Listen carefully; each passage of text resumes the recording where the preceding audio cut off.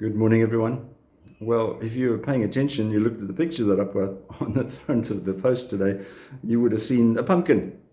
And you might also, what's that all about? Well, obviously, if you're aware of it, today is the 31st of October, which is traditionally Halloween. And some of you might be saying, what has that got to do with religion? Well, it's interesting. The original sources of Halloween go back to the Celtic days. When the beginning of the new year was in fact the 1st of November. Now we're going back a long time now. And so they started celebrating the beginning of the new year, 1st November. Therefore, the end of the year was end of October. And so they used to have a festival at that time to ward off ghosts. Obviously, there's a little bit of mysticism and all of that. And I saw, so how's that all about? I tried to find the origin of the word, and my Irish is not good, almost nor is my Gaelic, but I gather it was called Sohan.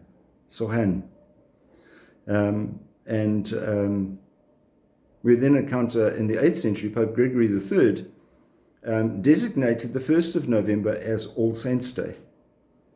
And clearly what happened then is they said, well, okay, the day before All Saints' Day started to be integrated with chasing out of all the ghouls and all the baddies and things like that.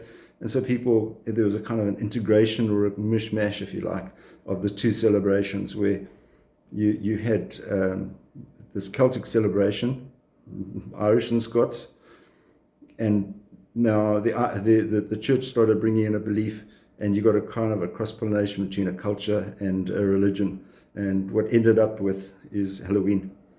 We talk about Halloween as being the hallowed evening of All Saints, the hallowed evening. And so therefore, the Halloween does have a religious connotation within that context. So when we celebrate these things, we don't just see them as being built too much just in a cult or something like that, but there's an integration of it, and it's good to see that. The reading today, Gospel of Luke chapter 13, is the parable of the mustard seed and the yeast. And it's important, I think, how we see the very small mustard seed grows into a very big tree, and the yeast, which is very, very tiny, grows up into often a beautiful loaf of bread or something else.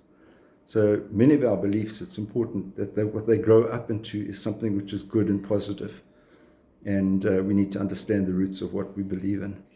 So have a wonderful day, and we'll see you again. And be careful out there tonight. God bless. Bye-bye.